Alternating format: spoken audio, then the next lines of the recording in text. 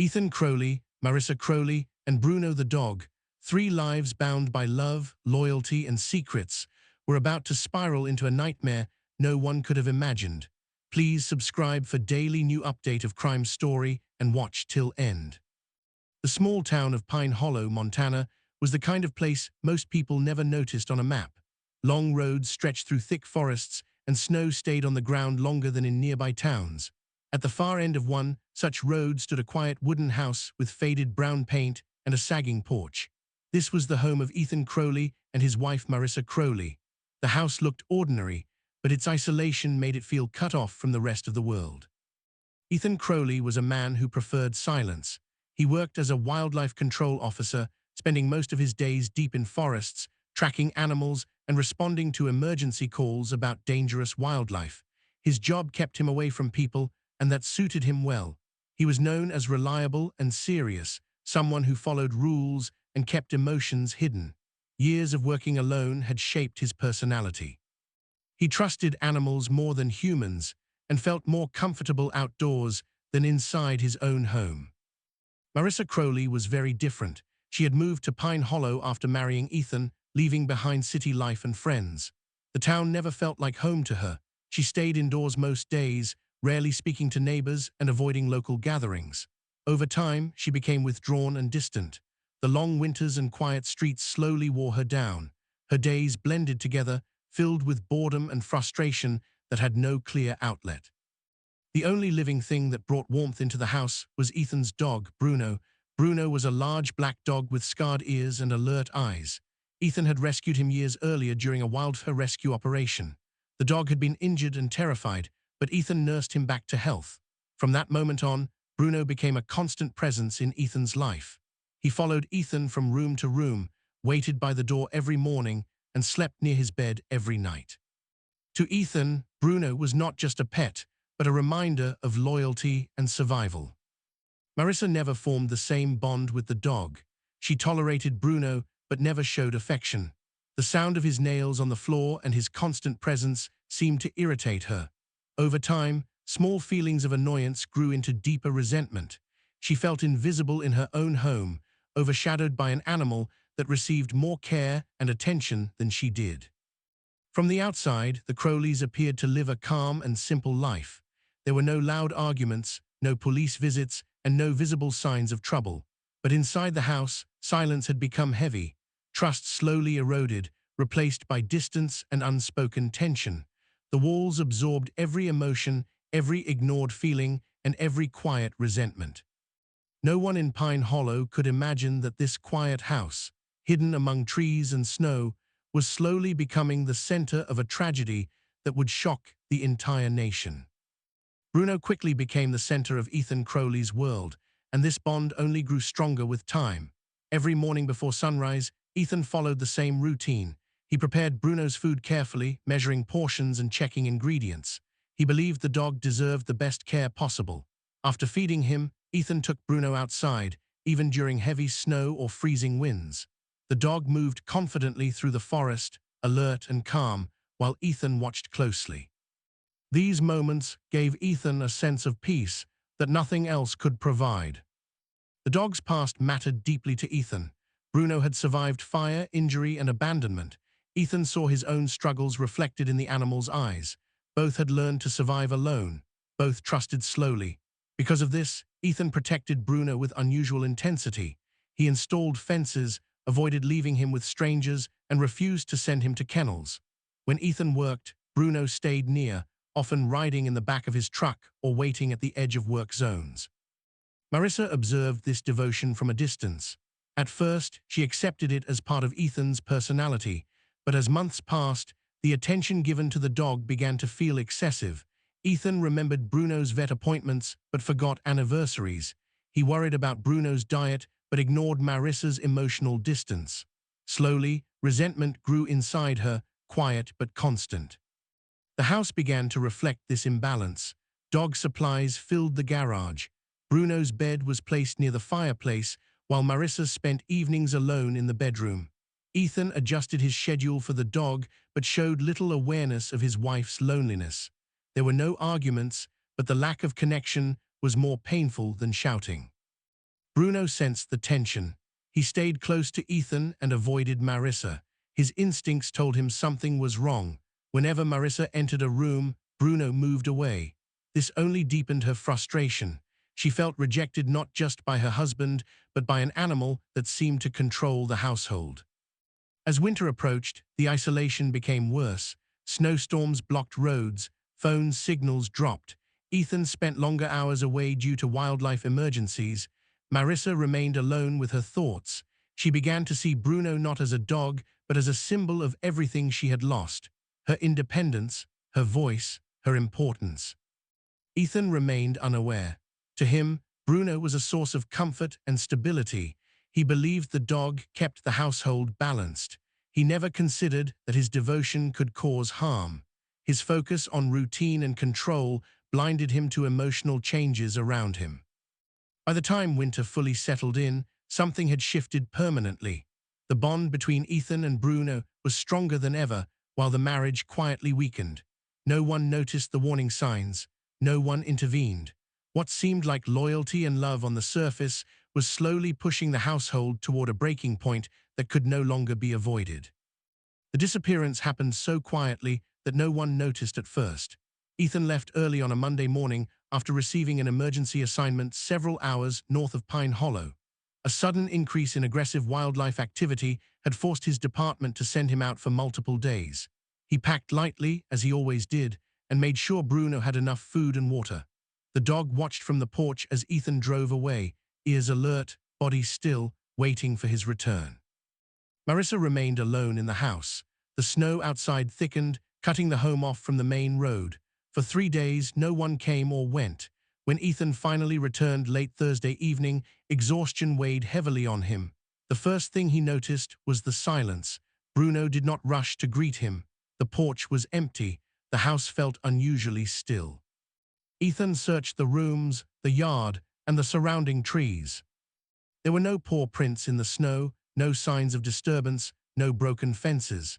Marissa showed little reaction. She moved through the house slowly, her behavior distant and unreadable. She indicated that the dog had disappeared during the second night, possibly running into the forest after hearing animals outside. Her lack of urgency stood out, but Ethan was too focused on finding Bruno to question it deeply. Over the next several days, Ethan searched relentlessly. He walked miles into the forest, calling out, scanning the ground, checking old trails and animal dens. The cold grew sharper with each passing hour. He contacted local shelters and posted notices around town. No one had seen the dog. No tracks were found beyond the edge of the property. It was as if Bruno had vanished without a trace. Sleep became difficult. Ethan replayed memories of Bruno in his mind, searching for signs he might have missed. He blamed himself for leaving. Guilt settled in, heavy and unshakable. He stopped eating regularly and spent hours staring out the window, hoping to see a familiar shape emerge from the trees. Marissa remained distant throughout the search. She did not help look. She did not suggest solutions. Her calm behavior felt unnatural, but Ethan interpreted it as shock or emotional numbness. The marriage, already fragile, grew colder. The house felt emptier than ever, filled only with unanswered questions. As days turned into a week, Ethan noticed small details that unsettled him. Bruno's collar was missing. The trash bins had been recently emptied despite no scheduled pickup. The garage freezer, rarely used, was suddenly locked. These details lingered in Ethan's thoughts, though he did not yet connect them. The forest eventually gave nothing back. No body, no clues, only silence. Ethan began to accept that Bruno was gone, but the uncertainty gnawed at him. The disappearance did not feel natural. Something about it felt wrong, incomplete, unresolved.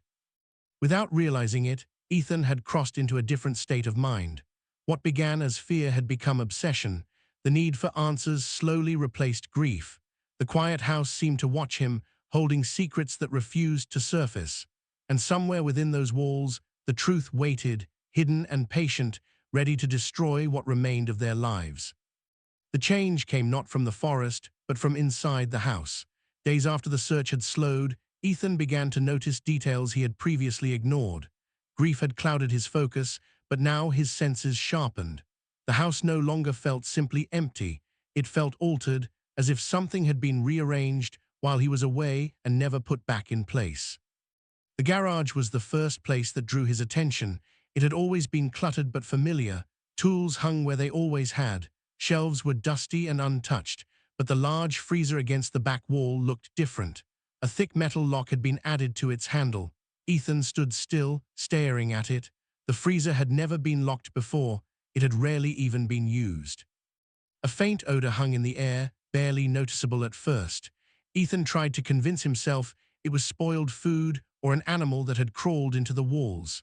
Still, the smell followed him whenever he entered the garage. It lingered in his clothes and stayed in his mind long after he left the room. He waited until Marissa was asleep before returning to the garage. His hands trembled as he forced the lock open. The sound echoed sharply in the quiet house. Inside the freezer were several tightly wrapped packages, stacked carefully, each sealed in thick plastic. Frost coated the edges. The smell grew stronger the moment the lid was lifted. Ethan unwrapped one of the packages slowly. What he saw made his body freeze. The shape was wrong for any animal he knew from his work. The size, the texture, the pattern of fur left no room for doubt. The realization struck him with brutal force. Bruno had not run away. Bruno had never left the house alive. Ethan closed the freezer and stepped back, struggling to breathe. His training had exposed him to death many times, but this was different. This was personal. This was betrayal. His thoughts raced as memories replayed themselves in a new light. Marissa's calm behavior, her lack of concern, the locked freezer, every detail now pointed to a truth too horrifying to accept. He did not confront her. He did not call the police. Instead, he carried the weight of the discovery in silence. Shock slowly transformed into something darker. His grief twisted into anger, and his anger hardened into resolve. The house felt smaller, the walls closer, the air heavier. Ethan began watching Marissa closely. Every movement, every routine, every moment felt staged. He realized how little he truly knew the person he had married. Trust collapsed completely.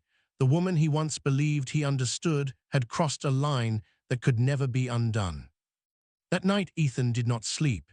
He sat alone in the dark, replaying the image of the freezer again and again. The forest outside remained silent, as if it already knew what had happened. The loss of Bruno was no longer just a tragedy. It was the beginning of something far worse, a turning point that would drag them both toward a violent and irreversible end. After the discovery in the garage, Ethan's life split into two versions that could never meet again. One version was the man who had loved his dog and believed his home was a place of safety. The other was the man who now walked through the same rooms knowing something terrible had been done there. He moved carefully, as if the house itself might react to his thoughts. Sleep became rare. When he closed his eyes, images returned with painful clarity. The freezer, the wrapped packages, the understanding that the dog who had trusted him completely had suffered while he was away. Each memory tightened something inside his chest. His breathing often became shallow, and his hands shook without warning. Food lost all meaning. Days passed where he ate almost nothing. Ethan continued going to work, but his focus was gone. Colleagues noticed changes. He seemed distant, slower, and easily distracted. The forest that once calmed him now felt hostile. Every animal sound reminded him of Bruno. He avoided going home early, yet staying away only increased the pressure building inside him. Inside the house, everything felt false. Marissa followed her normal routines, moving from room to room with quiet precision. Her behavior remained calm, almost detached. Ethan watched her closely, searching for signs of guilt or fear. He found none. This absence of emotion disturbed him more than anger would have. It made the act feel deliberate, planned, and deeply personal. Ethan stopped seeing Marissa as his wife. In his mind, she became a stranger sharing the same space. Trust no longer existed. He locked doors at night. He hid important items. He kept his distance. The house turned into a place of constant tension, where every sound felt amplified and every moment stretched painfully long. He considered contacting authorities many times. Each time his thoughts stopped him. Reporting her would not bring Bruno back. It would not erase the image burned into his mind. Instead, the idea of legal processes felt slow and empty. Justice, as he saw it, had already failed. His thoughts began to narrow. He replayed the past, searching for meaning. He convinced himself that what had happened was not an accident or desperation, but a choice that destroyed the one bond that had kept him stable. This belief hardened into certainty. As days passed, Ethan's grief transformed. The sadness drained away, replaced by a cold clarity. He stopped questioning his feelings and started accepting them. His emotions no longer felt chaotic. They felt focused, controlled, dangerous. The forest outside remained unchanged, snow covering the ground evenly, hiding all tracks. Inside the house, however, something was shifting. Ethan's mind moved steadily toward a conclusion he no longer resisted. The loss of Bruno had taken everything soft from him. What remained was a man driven by a single, irreversible understanding. By the end of that week, Ethan was no longer searching for peace. He was preparing for an ending. The night arrived quietly, without warning or ceremony. Snow fell lightly, covering the ground in a thin white layer that reflected the moonlight. The house stood still, surrounded by trees that swayed slowly in the wind. Inside, everything appeared normal on the surface. Lights were dim, rooms were clean. Nothing suggested that this night would be different from the many others before it. Ethan moved through the house with steady steps. His actions were slow and deliberate, as if he were following a plan that had already been decided long ago. There was no hesitation in his movements. The confusion and emotional chaos that once consumed him had settled into a calm that felt unnatural.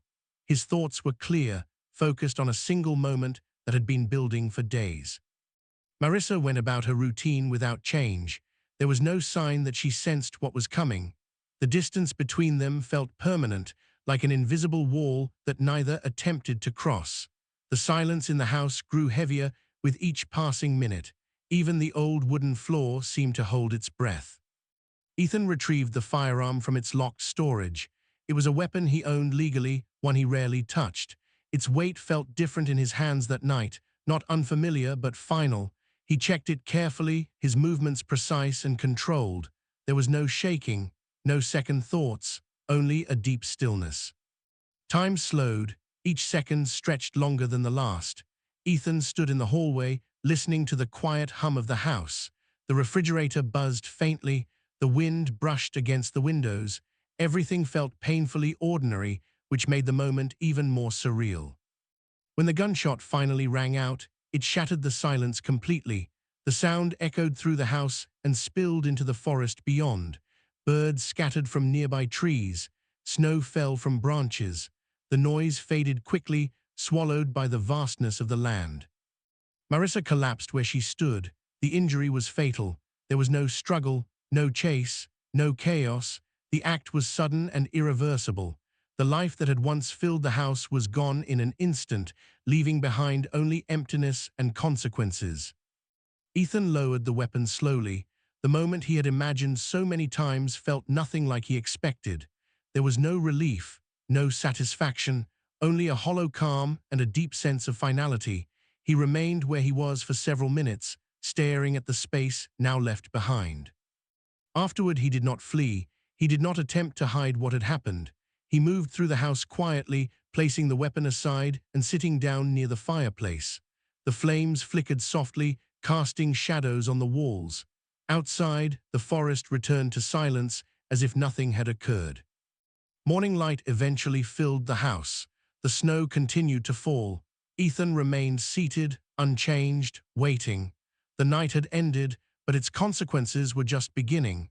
The act that could never be undone had been completed, sealing the fate of everyone involved. The investigation began at first light. Police vehicles cut through the snow-covered road, their presence breaking the isolation that had surrounded the house for years. Officers moved carefully, documenting every detail, photographing every room, and preserving the stillness that now felt unnatural. The scene inside the house showed no signs of forced entry, no broken furniture, and no evidence of an outside intruder. Everything pointed inward. Ethan was taken into custody without resistance. His behavior remained calm and controlled. Medical staff noted his steady pulse and lack of visible distress. This composure immediately raised questions. Investigators expected panic, denial, or confusion. Instead, they were met with silence and compliance. The contrast between the violent act and Ethan's emotional state became one of the case's earliest mysteries. As evidence was collected, the garage freezer drew attention. The lock, the smell, and the unusual contents demanded further examination. Forensic specialists handled the discovery with caution. Laboratory analysis later confirmed what officers initially struggled to process. The remains belonged to a canine. DNA testing matched the samples to Bruno, the missing dog reported days earlier. This discovery shifted the entire direction of the case. What had appeared to be a domestic homicide now carried an added layer of horror. Investigators reconstructed the timeline: Ethan's absence, Bruno's disappearance, Marissa's behavior, the locked freezer. Each detail fit into a disturbing sequence of events. Media coverage exploded once the information was released. News outlets across the country reported on the case, focusing on the shocking motive. Public reaction was immediate and intense. Some expressed sympathy for Ethan, framing him as a man driven beyond his limits by betrayal and grief. Others rejected this view completely, insisting that no emotional trauma justified taking a life. Psychological evaluations were ordered. Experts examined Ethan's mental state before and after the incident. Reports described extreme emotional trauma, prolonged stress, and obsessive grief. However, they also confirmed that he was fully aware of his actions. He understood right from wrong. This assessment would later play a crucial role in court. Investigators also examined Marissa's background. Financial stress, isolation, and deteriorating mental health were noted. Still, no clear motive for her actions toward the dog could be established with certainty. The lack of explanation only deepened the case's complexity. The truth remained fragmented, with critical pieces missing forever. As the investigation concluded, one fact became undeniable. This was not a crime of sudden impulse. It was the result of layered decisions, silence, and emotional collapse on both sides. The house in Pine Hollow had held its secrets too long, and when they finally surfaced, the damage was irreversible. The case moved forward to the courts, carrying with it a nation's divided judgment and a story that refused to fit into simple definitions of guilt or innocence. The trial concluded months later, but its impact lingered far beyond the courtroom. The evidence was clear and carefully presented. The forensic reports, the psychological evaluations, and the timeline left little room for doubt about what had happened. Ethan Crowley was found guilty and sentenced to life in prison. The judge emphasized that personal pain, no matter how deep, could not excuse deliberate violence. The ruling was final, and with it came a quiet end to a story that had already taken so much. Public reaction remained divided even after the verdict. Some viewed Ethan as a man destroyed by loss and betrayal, someone who had reached a breaking point after discovering an act he could not emotionally survive. Others saw only the facts, focusing on the choice he made and the irreversible outcome. Online discussions, documentaries, and opinion pieces continued to revisit the case, each offering a different interpretation of responsibility and blame. The house in Pine Hollow was eventually sold. The freezer was removed. Personal belongings were cleared out. Fresh paint covered the walls, but the feeling of the place never truly changed. New owners did not stay long. Neighbors reported an uneasy atmosphere, as if the past still clung to the structure. Over time, the house became another quiet building in a quiet town, its history known only to those who remembered. Ethan's life in prison settled into routine. Reports described him as withdrawn and compliant. He rarely spoke, rarely reacted, and showed little interest in appeals. Psychological follow-ups suggested that his emotional world had narrowed completely. The bond he once shared with Bruno remained central to his identity, even behind bars. The loss defined him more than the crime itself. Marissa's story faded more quickly. Without her voice, her motivations remained unclear. Some believed isolation and resentment drove her actions. Others suggested deeper psychological struggles that went unnoticed. Without answers, she became a symbol rather than a person in the public eye, remembered primarily for the role she played in the tragedy. The case left behind difficult questions. It challenged ideas about justice, grief, and moral limits. It showed how silence can be as destructive as violence and how unresolved emotions can grow into something uncontrollable. There were no heroes in this story, only damage spreading outward from a single household. Years later, the forests around Pine Hollow remained unchanged. Snow still fell heavily in winter. Wildlife still moved through the trees. Life continued without acknowledging what had happened. Yet for those who knew the case, the story remained unsettling, not because of its shock value, but because of how quietly it began. In the end, the tragedy served as a reminder that darkness does not always arrive suddenly. Sometimes it grows slowly, unnoticed, until the moment it can no longer be contained.